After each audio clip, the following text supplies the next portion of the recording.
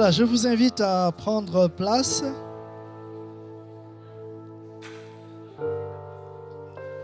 Nous sommes toujours si heureux, si joyeux de nous retrouver, qu'il est bon pour des frères, pour des sœurs, de demeurer ensemble. Oui, il nous est agréable encore ce matin, notre Dieu, de pouvoir te louer ensemble. Tu es notre Dieu, tu règnes d'éternité en éternité. Nous voulons ce matin saluer nos frères, nos sœurs, nos amis qui nous regardent sur notre chaîne YouTube. Que ce matin encore, la grâce de Dieu vous accompagne, qu'elle vous fortifie, qu'elle vous relève si vous passez par une situation difficile. En ce premier dimanche du mois, un dimanche de rentrée, nous pourrions nous souvenir que souvent à la rentrée, nous prenons des résolutions. Et c'est une bonne chose de prendre des résolutions. Parfois nous les prenons en début d'année, mais ce n'est pas une mauvaise idée de les prendre à la rentrée. Et ce matin, j'ai à cœur, pour nous tous, qu'en cette année scolaire qui va commencer pour les uns les autres, cette rentrée, le Seigneur nous équipe afin que nous soyons très alertes, parce que les temps sont difficiles, les temps sont mauvais, pour que nous ne nous laissions pas séduire. Que le Seigneur nous préserve. Amen. Voilà, que nous prenions cette décision ferme de ne pas suivre le méchant. Celui qui n'aime pas Dieu. Celui qui est contre Dieu. Vous voyez, parfois dans le milieu professionnel ou dans la famille, parfois c'est insidieux. On ne se rend pas compte, mais et puis, on se met à dire des choses, à avoir un comportement. Que le Seigneur, à partir de ce mois, nous aide à être vraiment très alertes. Notre Dieu, nous voulons l'exalter. Il est élevé, il est exalté, il est au-dessus de tout. Je vais vous inviter à vous lever si vous le pouvez. Et nous le prenons avec joie, avec toute la ferveur. Notre Dieu règne.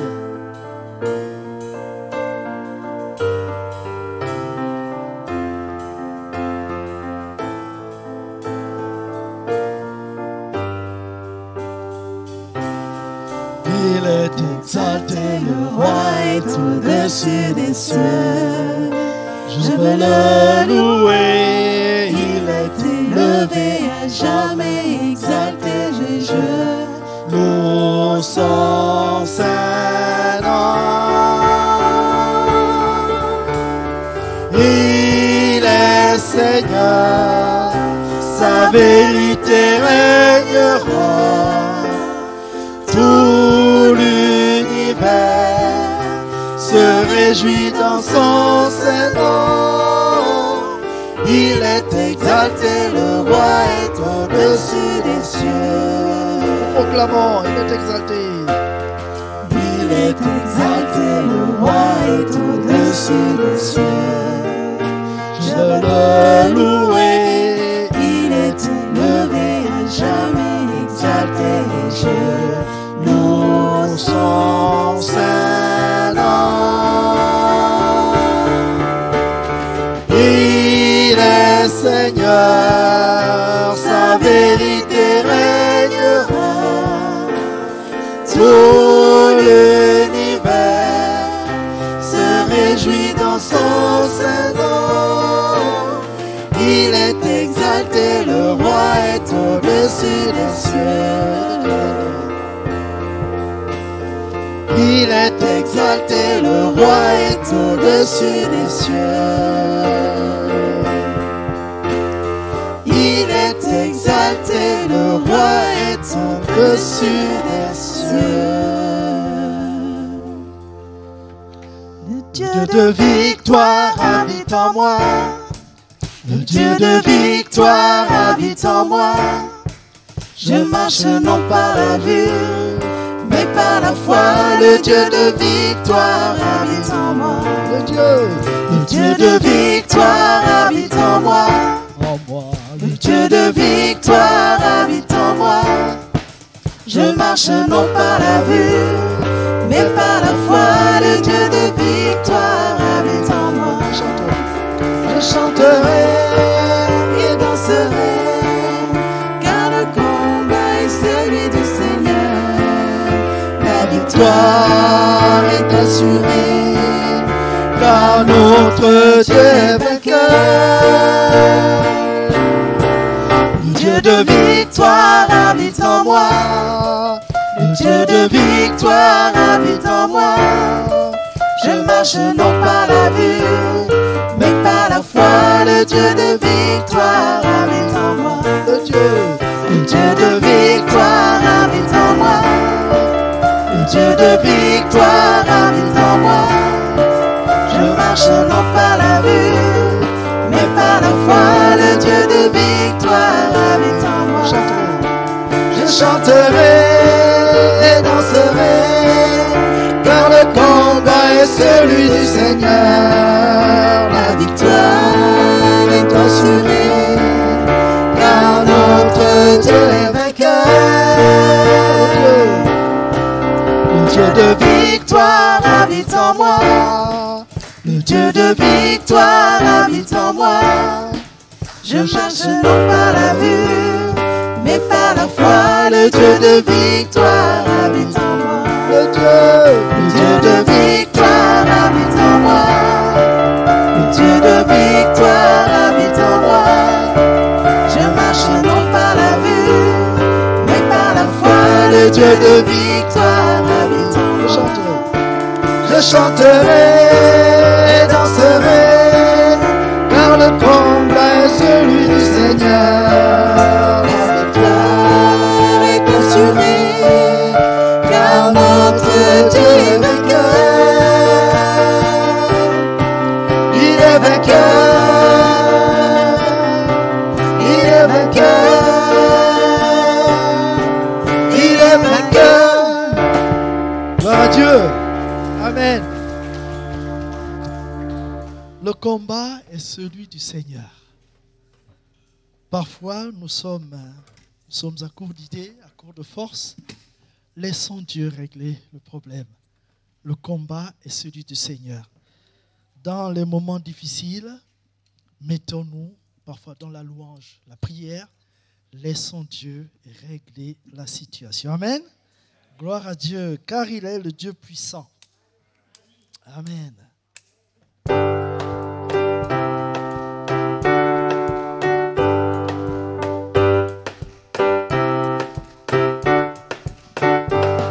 Car il est le Dieu puissant, qui vit éternellement. Son royaume ne sera pas détruit, car son grand règne est infini. Car il est le Dieu puissant, qui vit éternellement. Son royaume ne sera pas détruit, car son grand règne est infini. Béni soit le nom de Dieu, qui délivre et qui sauve. Il opère des prodiges sur la terre et dans les cieux. Car il est le Dieu puissant, qui vit éternellement. Son royaume ne sera pas détruit, car son grand règne est infini. Car il est le Dieu puissant, qui vit éternellement. Son royaume ne sera pas détruit, car son grand règne est infini. Tous les peuples et les nations le serviront d'âge en âge, et les saints posséderont le royaume en héritage. Car il est le Dieu puissant, qui vit éternellement. Son royaume ne sera pas détruit, car son grand règne est infini. Car il est le Dieu puissant, qui vit éternellement. Son royaume ne sera pas détruit, car son grand règne est infini. Musique. Gloire à Dieu.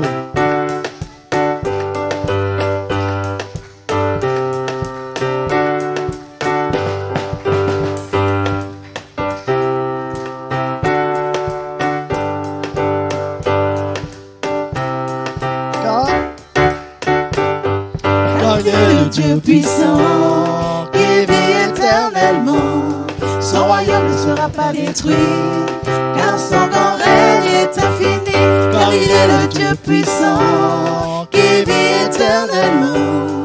Son royaume ne sera pas détruit, car son grand règne est infini. Béni soit le nom de Dieu qui délivre et qui sauve. Il opère des prodiges sur la terre et dans les cieux, car il est le Dieu puissant qui vit éternellement. Son royaume ne sera pas détruit, car son grand règne est infini, car il est le Dieu puissant qui vit éternellement. Son royaume ne sera pas détruit, car son grand règne est infini. Amen. Son règne est infini. Gloire à Dieu. Son règne est infini. Et nous aimons être dans sa présence. La présence de notre Dieu. Oui, Seigneur, ce matin, agis. Viens toucher mon cœur, mon âme, mon Dieu. Donne-moi un cœur qui t'aime, un cœur qui t'adore, un cœur qui te loue. C'est auprès de Dieu. C'est auprès de Dieu que je veux me tenir. Il est mon Seigneur, mon roi. C'est auprès de Dieu que je peux ressentir tout l'amour qu'il a pour moi. C'est auprès de Dieu que je voudrais grandir, entendre le son de sa voix. Je viens devant le trône, par ta grâce je me tiens, en ta présence je lève les yeux vers le lieu saint pour contempler ta face. Je veux rester près de toi. C'est auprès de Dieu que je veux me tenir. Il est mon Seigneur, mon roi. C'est auprès de Dieu que je peux ressentir tout l'amour qu'il a pour moi. C'est auprès de Dieu que je voudrais grandir, entendre le son de sa voix. Je viens devant le trône, par ta grâce je me tiens, en ta présence je lève les yeux vers le lieu saint pour contempler ta face. Je veux rester près de toi. Musique.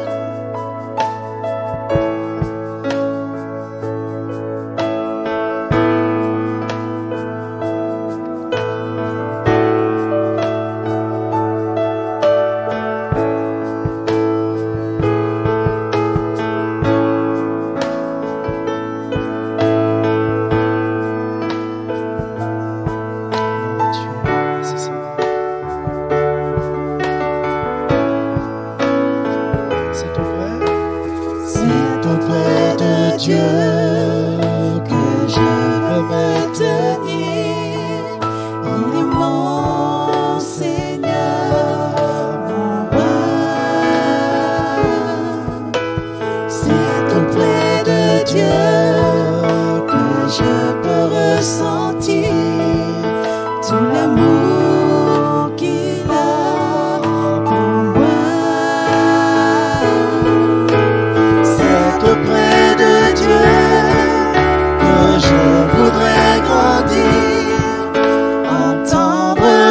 son de sa voix. Je viens devant le trône, par ta grâce je me tiens, en ta présence je lève les yeux vers le lieu saint pour contempler ta face. Je veux rester près de toi. Je veux rester près de toi. Je veux rester près de toi.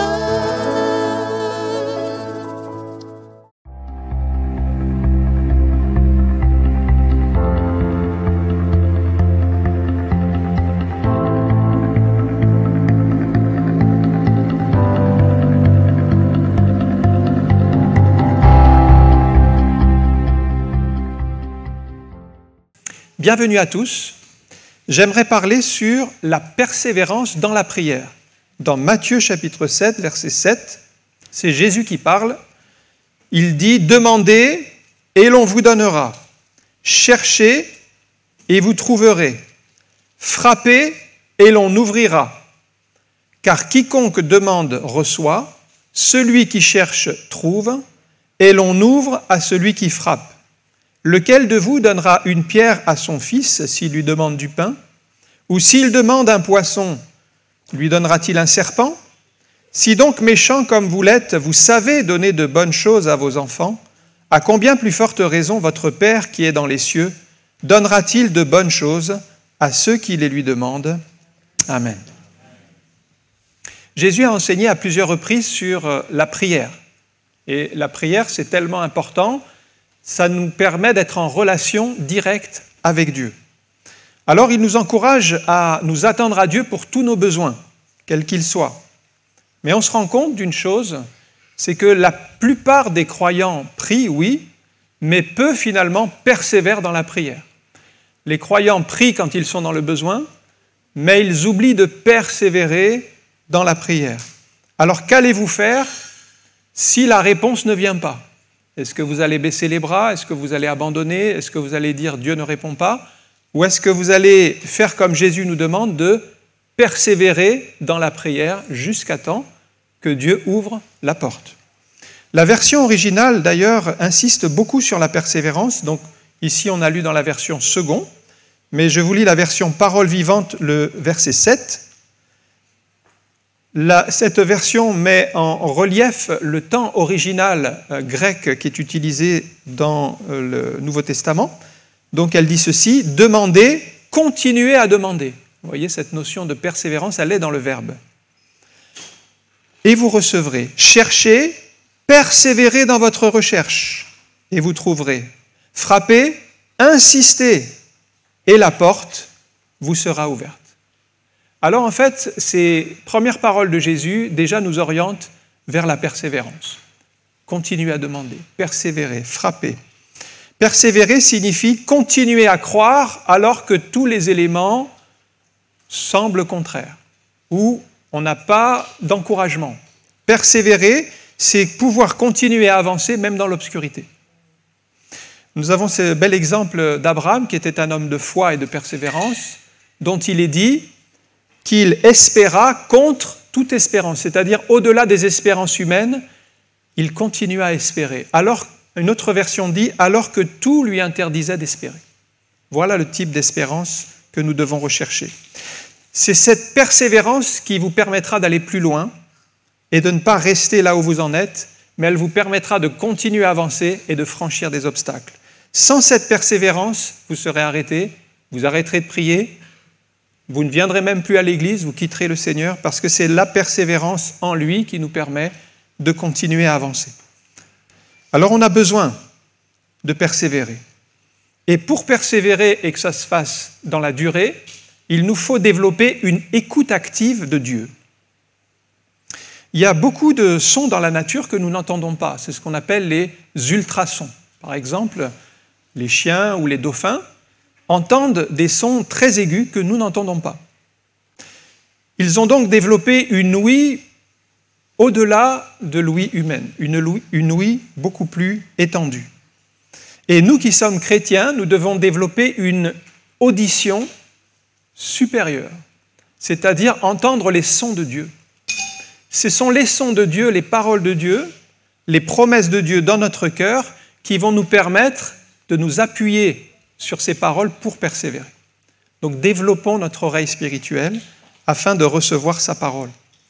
Quand le temps passe et que vous voyez avec vos yeux le contraire des promesses de Dieu, les choses ne se passent pas comme prévu, eh bien, développez cette oreille spirituelle pour entendre la parole de Dieu qui dit « Prends courage mon enfant, tiens bon, continue, je vais pourvoir ». Ces paroles-là, elles viennent d'en haut, elles viennent du Seigneur.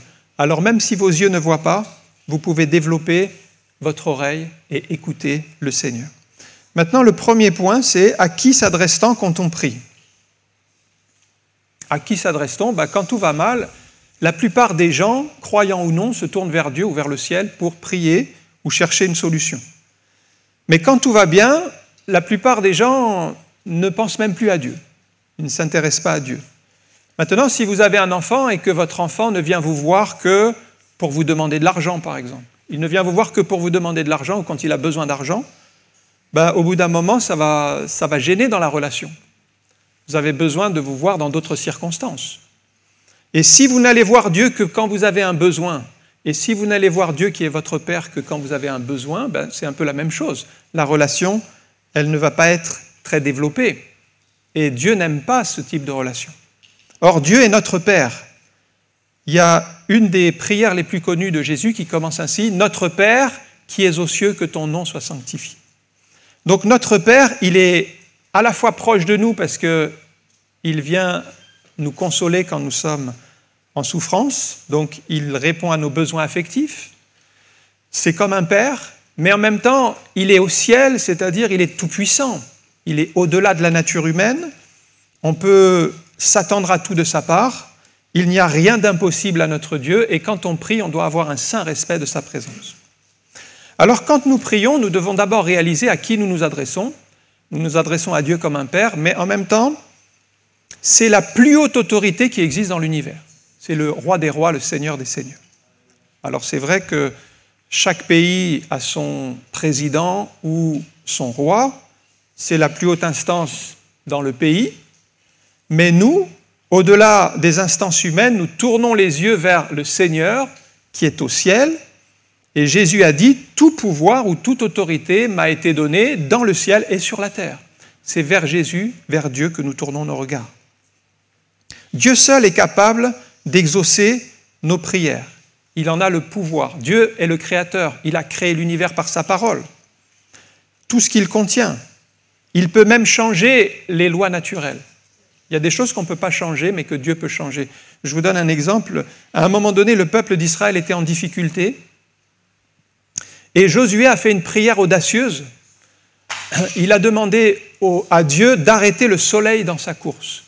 C'est pas possible. On ne peut pas arrêter le soleil. Personne ne peut arrêter le soleil, bien sûr. Et il a prié Dieu d'arrêter le soleil. Donc la journée a duré beaucoup plus longtemps parce que les lois naturelles qui font que les journées durent 24 heures, ont été momentanément arrêtées par Dieu. Donc Dieu est tout puissant sur sa création, il peut même changer les lois de la nature.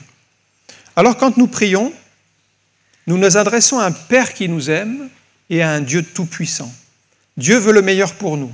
Alors ne soyez pas comme ces gens qui disent « Ah oui, s'il m'arrive tel malheur, c'est parce que Dieu l'a voulu, c'est parce que Dieu me punit, parce que Dieu aime me faire souffrir. » Alors il y en a qui vivent avec cette notion d'un Dieu qui se plaît à les faire souffrir. Ils vivent comme ça, dans cette vision de Dieu. On a quelques exemples dans la Bible, je pense aux frères de Joseph, les frères qui avaient trahi Joseph, qui l'avaient vendu comme esclave. Joseph, entre-temps, s'est retrouvé à la tête du pays d'Égypte et il y avait la famine là où vivaient ses frères, donc en Canaan, et ils sont venus chercher auprès de Pharaon de la subsistance, quelques nourritures, du blé pour survivre. Ils n'ont pas reconnu que c'était Joseph qui était là devant eux, l'intendant tout de suite après Pharaon. Et Joseph a replacé avec les sacs de blé qu'il leur a donnés, leurs sacs d'argent. Et quand en chemin, ils se sont rendus compte qu'il y avait leur argent dans les sacs de blé, ils se sont tournés vers Dieu et ils ont dit « Mais oh Dieu, mais qu'est-ce que tu nous as fait encore ?» Comme si c'était Dieu qui leur causait tous leurs problèmes. Ils oubliaient qu'eux-mêmes, ils avaient causé des problèmes à Joseph, qu'ils l'avaient entraîné, vendu comme esclave, qu'ils avaient fait beaucoup de mal et ils remettaient sur Dieu encore tous les problèmes qui leur arrivaient.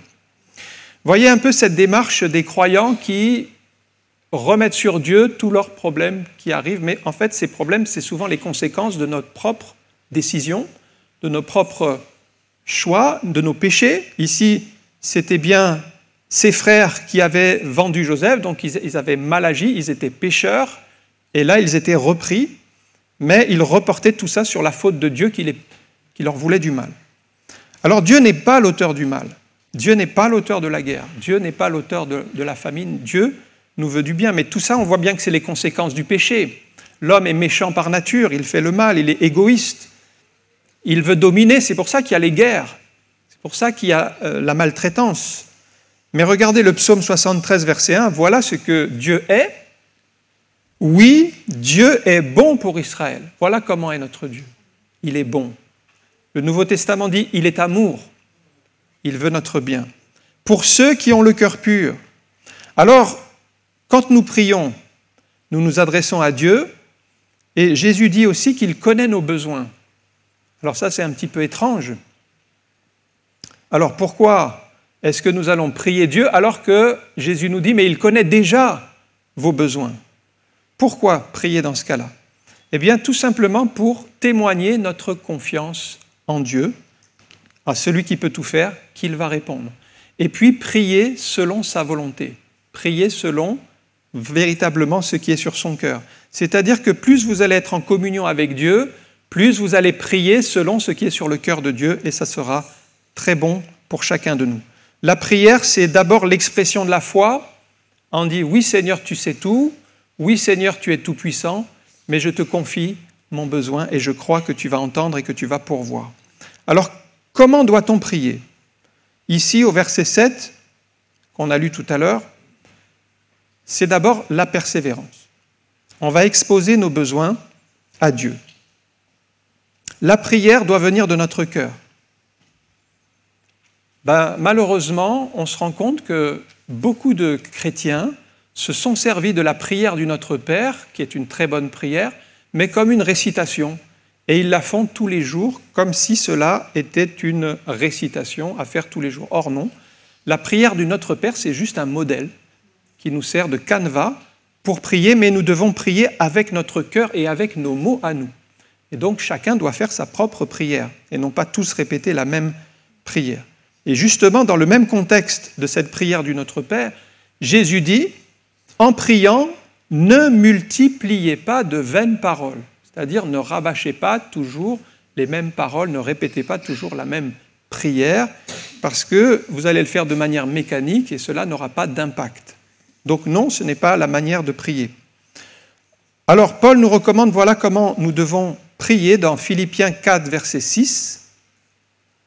Il nous demande de faire connaître nos besoins à Dieu. Philippiens 4, 6, « Ne vous inquiétez de rien, mais en toute chose, faites connaître vos besoins à Dieu par des prières et des supplications avec des actions de grâce. » Alors, il ne faut pas oublier les actions de grâce. Qu'est-ce que c'est les actions de grâce? C'est simplement de dire merci au Seigneur pour ses bénédictions, pour ses grâces. Et on peut même dire merci par avance pour les choses qui vont venir aussi. Donc les actions de grâce, c'est s'entraîner à remercier le Seigneur pour ses bienfaits. Mais avant même de prier dans Philippiens 4, 6, Paul met un doigt sur quelque chose que nous devons traiter dans notre vie. Ce sont les inquiétudes, les pensées qui nous agitent.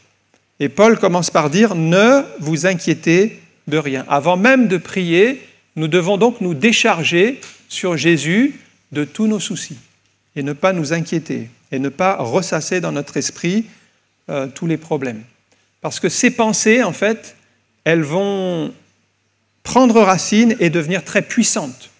Et c'est pourquoi même certains n'arrivent plus à dormir parce qu'ils ont laissé les pensées, l'agitation, les difficultés, pas de solution, et on y pense, et on y pense, et on y pense.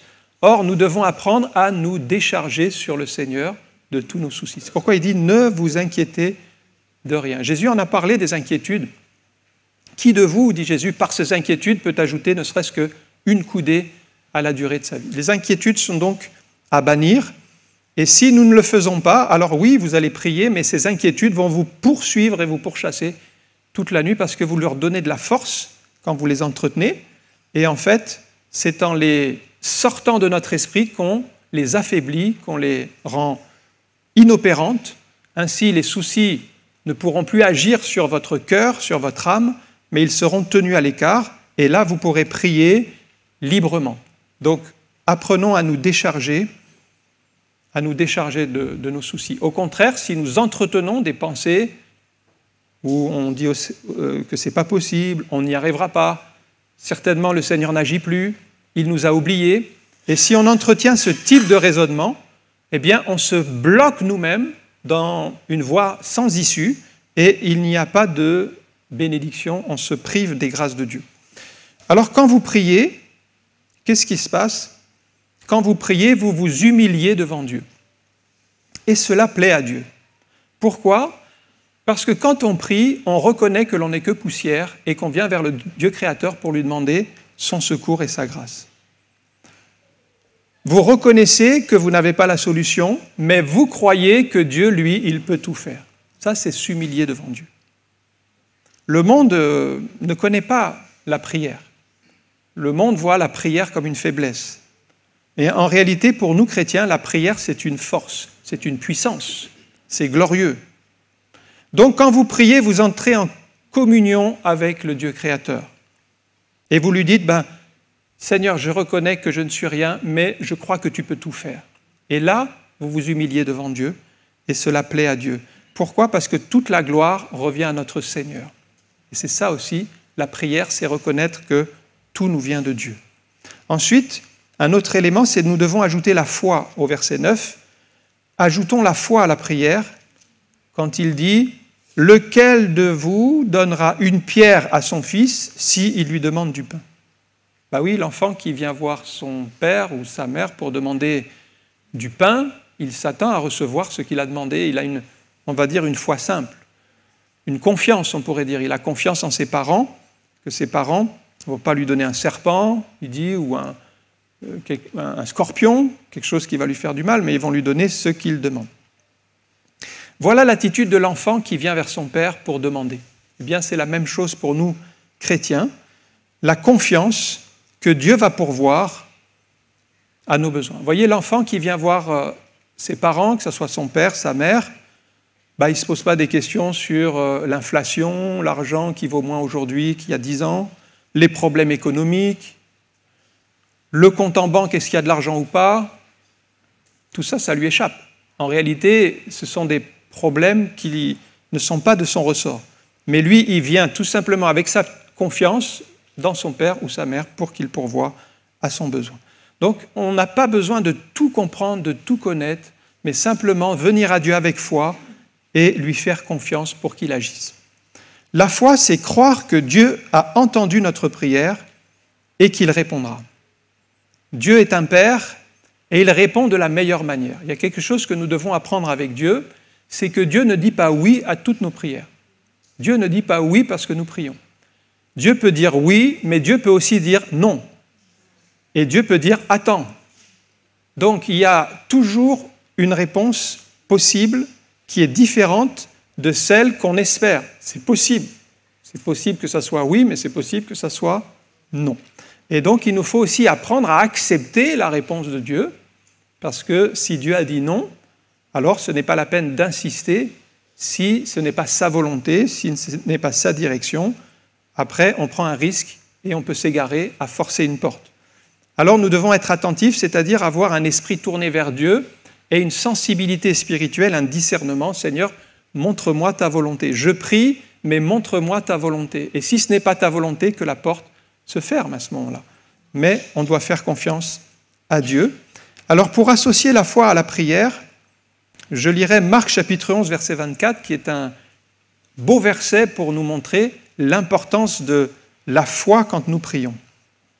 C'est Jésus qui enseigne toujours. « C'est pourquoi je vous dis, tout ce que vous demanderez en priant, croyez que vous l'avez reçu et vous le verrez s'accomplir. » Alors ce verset est extraordinaire parce qu'on y retrouve les 3 temps de Dieu.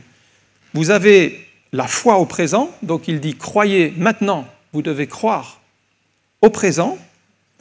Il y a le passé, vous l'avez reçu, c'est quelque chose qui est acté spirituellement, alors que pourtant ça n'est pas encore physiquement dans le monde matériel, mais déjà dans votre cœur, vous pouvez l'avoir reçu comme une certitude.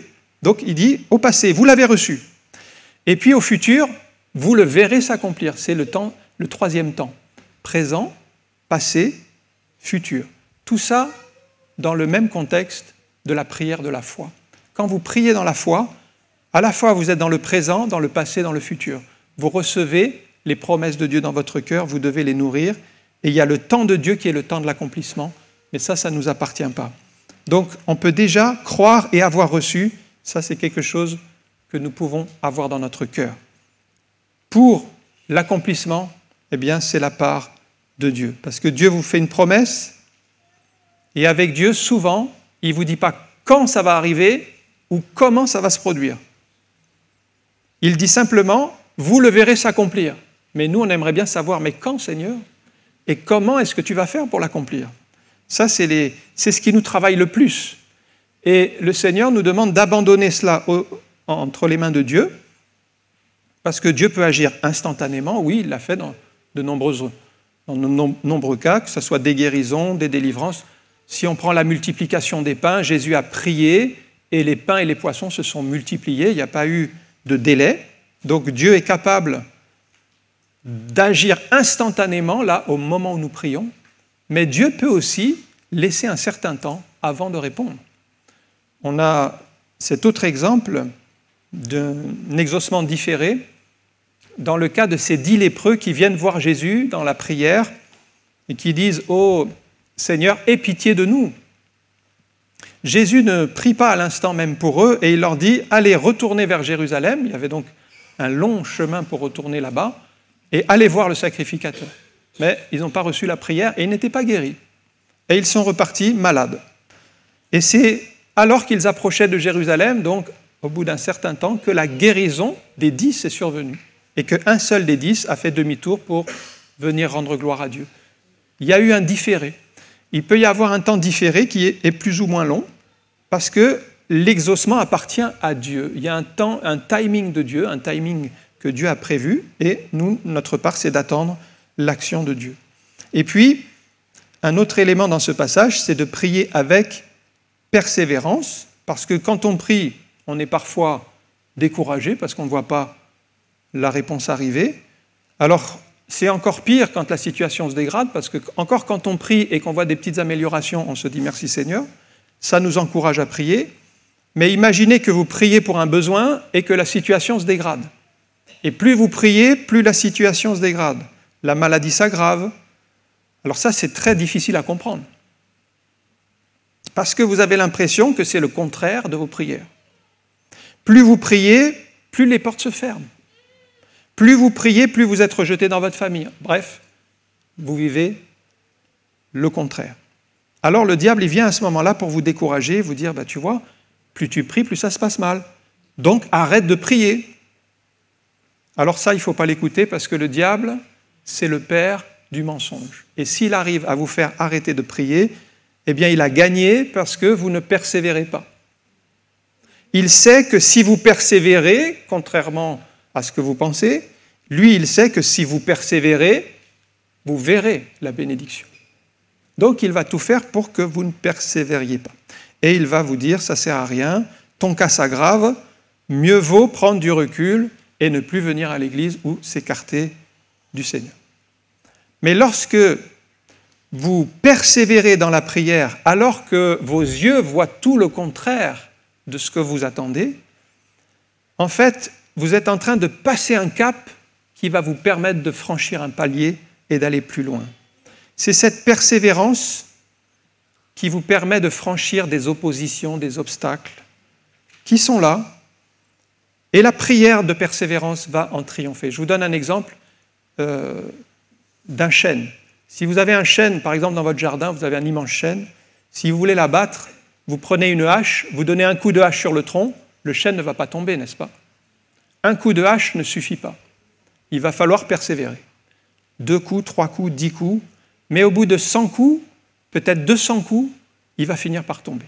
Maintenant, si vous arrêtez au bout de 3 coups, 4 coups, et vous dites, ben voilà, ça ne marche pas, cette hache, elle ne coupe pas, ou l'arbre est trop solide, j'abandonne, bien il ne tombera pas. Mais c'est la persévérance, le fait d'y revenir. Donc la prière, comprenez, c'est un petit peu comme une hache qui est en train d'avancer, c'est en train de tomber, mais ça va finir par tomber, et il manque encore quelques coups de hache, il faut continuer à prier dans la foi. Je vous donne l'exemple d'une histoire vraie qui est arrivée au début des années 1900. C'est une femme qui s'appelait Hélène Biolay, une chrétienne suisse. Elle a eu à cœur de la part de Dieu de venir en France, c'était en 1909. Elle s'est installée au Havre et là, elle a eu à cœur de la part de Dieu de s'occuper des gens qui étaient dans l'alcool, des bas tombés, des ivrognes, et elle a ouvert un café-restaurant qu'elle a appelé le Ruban Bleu, c'est-à-dire un hôtel-restaurant mais sans alcool. Et elle invitait des prédicateurs pour prêcher la parole de Dieu. Et son sujet de prière, donc en 1909, c'était persévérer dans la prière pour que le réveil souffle sur la France. C'est un beau sujet, mais elle a persévéré. Elle n'a rien vu pendant un certain temps, jusqu'à ce qu'elle invite un certain Douglas Scott, qui est un Anglais, qui était de passage pour apprendre le français et se rendre au Congo pour être missionnaire. Et puis, c'est en 1927 qu'il est venu une première fois. Le projet qu'il a eu, donc il est parti là-bas, il est revenu en Angleterre, mais ça n'a pas abouti. Et du coup, en 1930, il est revenu une deuxième fois. Il a à nouveau prêché la parole de Dieu dans cette ville du Havre. Et là, finalement, cet appel qu'il avait pour le Congo s'est redirigé vers la France. Et il y a eu un réveil de Pentecôte qui a commencé dans cette ville du Havre avec ce prédicateur anglais, Douglas Scott, soit 21 ans de prière après que cette sœur Hélène Biolay a commencé à prier en 1909.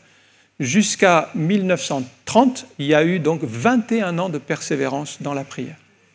Et après, ça a été l'explosion. Il y a eu beaucoup de personnes converties, beaucoup d'âmes sauvées parce que l'œuvre de Dieu s'est faite. Voyez l'importance de la persévérance. Alors, presque tout le monde a oublié cette histoire de cette femme, Madame Biolay. Tout le monde a retenu l'évangéliste Douglas Scott, qui a ouvert des églises et qui a amené beaucoup d'âmes au Seigneur. Mais en réalité, cette persévérance dans la prière, elle était tellement importante, elle était nécessaire, et c'est notre part. Persévérons dans la prière. Il y a le temps de Dieu, il y a la bénédiction qui arrive, mais nous persévérons. Je termine avec l'exaucement, au verset 11. Verset 11. Si donc méchants comme vous l'êtes, vous savez donner de bonnes choses à vos enfants, à combien plus forte raison votre Père qui est dans les cieux donnera-t-il de bonnes choses à ceux qui les lui demandent? Alors notre part, c'est bien sûr la prière de la foi, la prière de persévérance. Et la part de Dieu, c'est l'exaucement. 2 Corinthiens chapitre 6, verset 2. Car il dit, au temps favorable, je t'ai exaucé. Il y a toujours un temps de Dieu, frères et sœurs. Il faut simplement comprendre qu'il y a le temps favorable. Et ce temps-là, c'est Dieu qui le décide. Au jour du salut, je t'ai secouru. Voici maintenant le temps favorable. Voici maintenant le jour du salut. Jacques dit ailleurs que nous devons être patients comme un laboureur. Il dit, le laboureur, il attend le précieux fruit de la terre. Il ne perd pas courage. Quand il a fait ses semailles, il ne se décourage pas parce qu'il ne voit rien. Il attend tout simplement la récolte. Eh bien, il dit, nous, chrétiens, nous devons être comme ce laboureur qui attend patiemment, confiant que la récolte va arriver. Donc pour nous, c'est la réponse de Dieu qui viendra. Alors vous pouvez peut-être dire, oui, mais ça c'est vrai pour les autres, c'est vrai en Angleterre, c'est vrai aux États-Unis, c'est vrai en Afrique, ici, à gauche, en Chine, mais pour nous, ça ne marche pas. Mais regardez Marc 11, 23, parce que si vous ne croyez pas dans les promesses de Dieu, ça ne peut pas marcher pour vous. Marc 11, 23 dit ceci, « Je vous le dis en vérité, si quelqu'un dit à cette montagne, « Ôte-toi de là et jette-toi dans la mer, et s'il ne doute pas dans son cœur, mais croit que ce qu'il dit arrive, il le verra s'accomplir. » Jésus insiste bien sur ce rejet de l'incrédulité, qu'il ne doute pas dans son cœur. Il dit, ça ne marche pas, on n'y arrive pas, ce n'est pas vrai pour nous, ça marche ailleurs, mais pas pour nous. Donc là, on est en train de douter, on est dans l'incrédulité. Alors finalement, la chose ne fonctionne pas. Mais nous devons rejeter cette incrédulité et croire que ce que nous disons, ça va arriver. Autrement dit, si vous ne croyez pas dans les promesses de Dieu, vous ne pouvez pas vous attendre à l'exaucement de vos prières. David d'ailleurs ajoute un autre obstacle à l'exaucement que je voulais mentionner, c'est Psaume 66, verset 18. « Si j'avais conçu l'iniquité dans mon cœur, le Seigneur ne m'aurait pas exaucé. Mais Dieu m'a exaucé, il a été attentif à la voix de ma prière. » Ça, c'est important parce que David met le doigt sur un sujet. Si j'avais conçu l'iniquité ou du péché, s'il y avait un péché non confessé dans mon cœur, s'il y a des choses que je n'ai pas réglées avec Dieu, il y a comme un obstacle entre ma prière et Dieu. C'est-à-dire, je vais prier, mais il y a cet obstacle, il n'est pas réglé. Il faut que je confesse mon péché. Parce que Dieu désire une vraie relation avec nous, il désire être en communion avec nous, mais il faut régler le problème du péché. Si on a cette résistance, c'est qu'il y a quelque chose à régler dans la prière et nous devons sonder notre cœur. En tout cas, David l'a fait pour lui-même. Il a demandé au Seigneur de sonder son cœur et il n'avait pas d'iniquité dans son cœur. Que Dieu nous aide à mettre tout en lumière devant sa face. On va terminer par la prière. Peut-être vous êtes aujourd'hui face à une situation sans issue, recherche de travail, peut-être la maladie vous a frappé, ou une situation financière difficile. Mais Jésus, je vous rappelle simplement le premier verset, dans la version parole vivante, « Demandez, mais continuez à demander, et vous recevrez.